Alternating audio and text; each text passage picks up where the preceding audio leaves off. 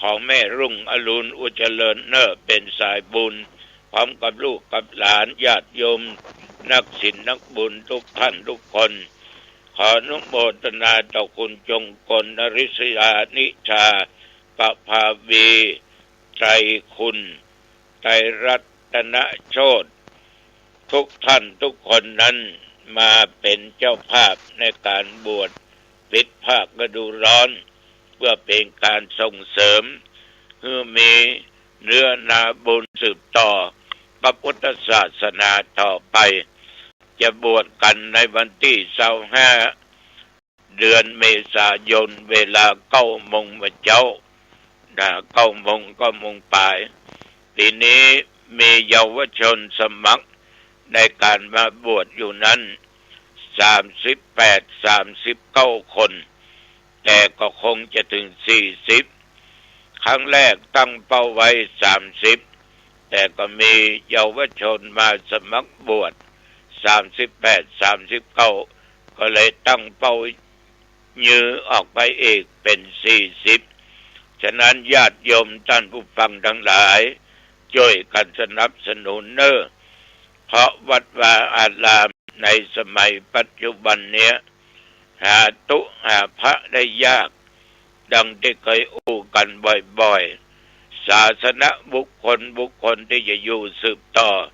ในวัดในวานะมีน้อยบางวัดมีตุตน2 ตนเน้นว่ามีบางวัดว่ามีตึงตุตึงเน้นมันน่าอนาถใจเป็นอย่างมากบางวัดนี่ห่างดึงแย่ออกเบอมีกะขี้เมียวขี้หมาบ่มีพระบ่มีเน้นอยู่เขาเดินผ่านประตูวัดเร็วเข้าไปวัดหมองญาติโยมเพราะมันมีภัยอยู่ว่ามีพระมีเน้นฉะนั้นญาติโยมช่วยกันเนอะช่วยกันวัดในบวชก็ช่วยกันเถอะเพื่อบำรุงพระพุทธศาสนาอันเป็นศาสนาของหมู่เฮาทั้งหลายชาวพุทธอาตมาต้องขอบใจต่อคุณโยมทั้งหลายต่อแม่รุ่งอรุณอุจเจริญที่เป็นสายบุญนำคณะศรัทธาญาติโยมมาร่วมบุญถวายแต่ต้องขออภัยที่มาบ่พบบ่ปะบุญกุศลเหล่านี้แม้นว่าเจ้ามูลศรัทธาทั้งหลายจักได้ทานไว้กับตนไปกับตัวไปหน้าก็ดีก็เกิดไม่เกิดเจ้ากรรมนายเวรเทบุตรเทวดาเทพาอารักษ์ผีหอผีเอื้อนผีปู่ผีย่าเจ้าต้งเจ้านาเจ้ากรรมนายเวรสรรพสัตว์ญาติทั้งหลายจุติตายจากโลกนี้สู่โลกหน้าขอแผ่ภายบุญเหล่านี้ประลอดไปถึงพระถึงเขาว่าด้วยจิมบุญกุศลส่วนหนึ่งจงมาปกป้องคุ้มครองรักษายังศรัทธาญาติโยมที่ได้กล่าวนามไปนั้นขอให้อยู่เย็นเป็นสุขกุศลอันหนึ่งอันใดสมปรารถนาจุยังจุประการ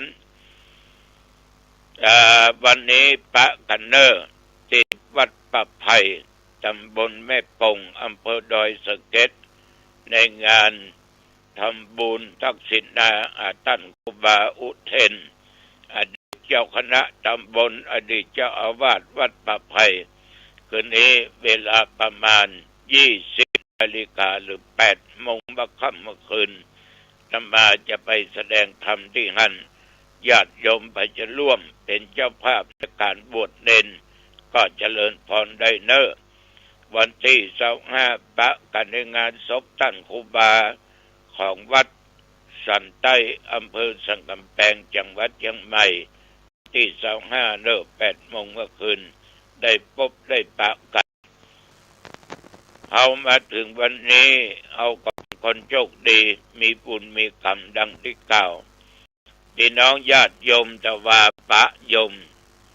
เป็นพระโยมคนหนึ่งได้สนทนากันหลังจากที่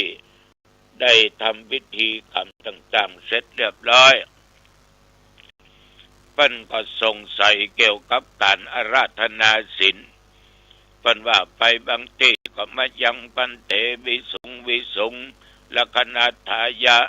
ติสรเนนะสังหะปัญจศีลานิยาจามะบางที่ก็มายังปันเตติสรเนนะสังหะ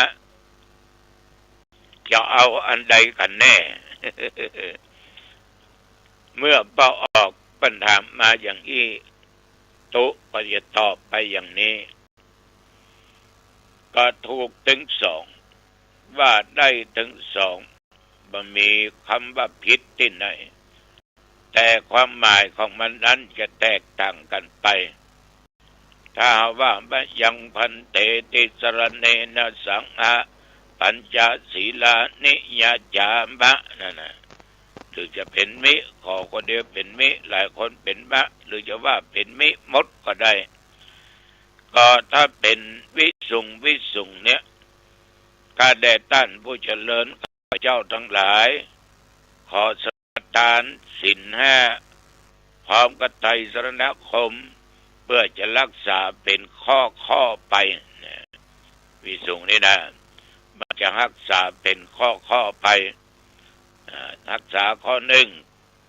ข้อสองข้อสามข้อสี่ข้อห้าทีนี้มันได้กล่าวไปแล้วบางครั้งบางคราวมันก็ล่วงละเมิดในศีลข้อนั้นมันก็ตกไปศีลนั้นผิดอีกสี่ข้อนั้นยังบ่มุมมองยังบ่เศร้าหมองบ่ด่างพร้อยยมทั้งหลายสมมติว่าข้อสี่มันด่าเปิ้นมันจุเปิ้นอีกสี่ข้อปานาตินากาเมสุรามันยังหมดใส่อยู่นะแต่ถ้าเป็นติสรณะนั่นแหละอันนั้นเศร้าหมองหมดมัวหมองหมดฉะนั้นมันก็แตกต่างกันแค่นี้ฉะนั้นอย่างใดก็ตามญาติโยมการราธนาศีลนั้นถ้าหากว่าเป็นหมู่เป็นคณะเอาจะว่ายาจามะแต่ถ้าคนเดียวยาจามินะยาจามิถ้ามันมากคนก็ยาจามะส่วนมากเอาไปที่ไหนมันก็ฮับสิ่งกันมันมากตั้งแต่2 คนขึ้นไปละก็เป็นยาจามะเป็นยาจามะถ้าเขาคนเดียวเอายาจามิฉะนั้นการราธนาศีลก็มีความแตกต่างกันไปอย่างนี้ถ้าวิสุงมีเนาะอันนี้หมายความว่ารักษาข้อใดข้อหนึ่งถ้ามันรักษาได้ถึง5ก็ดีถึง5ถ้าผิดไปข้อที่1อีก4ก็ไม่ด่างพร้อยยังบริสุทธิ์ถ้าปัจจัยวิสุงถ้าด่างพร้อยไปข้อใดข้อหนึ่งหมู่นั้นก็เศร้าหมองไปด้วยนะด่างพร้อยไปด้วยอันนี้ก็ขอฝากกับญาติกับโยมท่านผู้ฟังเนอะไปลืมเนอะคืนนี้ปะกันที่วัดป่าไผ่ตำบลแม่ปงโดยสะเก็ดธรรมาภาพจะไปถึงเวลา20 ทุ่มในงานศพครูบาอุเทนเนอร์ไปจะให้เจ้าอ้อมจะร่วมบวชเน้นก็เจริญพรได้เอาละวันนี้จะไปมาเวลาพอสมควรอายุวันโนสุขังปะหลังป๊อบ